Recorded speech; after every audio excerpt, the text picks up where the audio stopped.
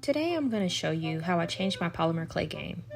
I will preface that I know I didn't create the light bulb with this, however, I'm a noob to polymer clay and ignorant to a lot of tricks and techniques.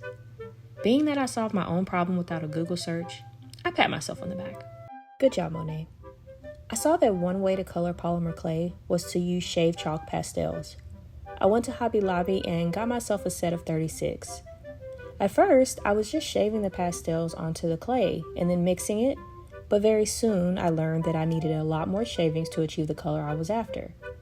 I didn't want to keep shaving onto the clay, then mixing it, seeing I needed more color, then shaving more and mixing again. So then I thought it'd be smarter to have them already shaved and ready to use in a container. Back to Hobby Lobby I went, and I found this jewelry organizer that looked perfect for the task.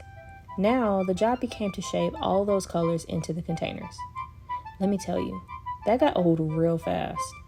After a while, my fingers started to cramp and I thought, man, this would be a lot easier if I just put them in a blender. Well, I was a lucky girl because I actually had a Magic Bullet mini blender sitting at my job. We haven't used this thing for over a year at this point, and we originally got it to make smoothies, but Uber Eats turned out to be a lot more fun. So I brought it home and I had to wipe it down because, again, it was very dusty, over a year not being used. I didn't know if this was even going to work because I was concerned the chalk would jam up the blade. To my pleasant surprise, however, it worked perfectly.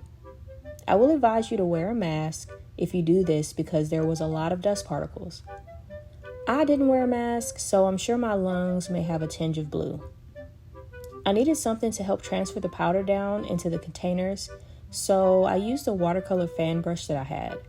Honestly, who really uses the fan brush? I put down some tissue paper so the cleanup process would be easier because you will get pastels everywhere.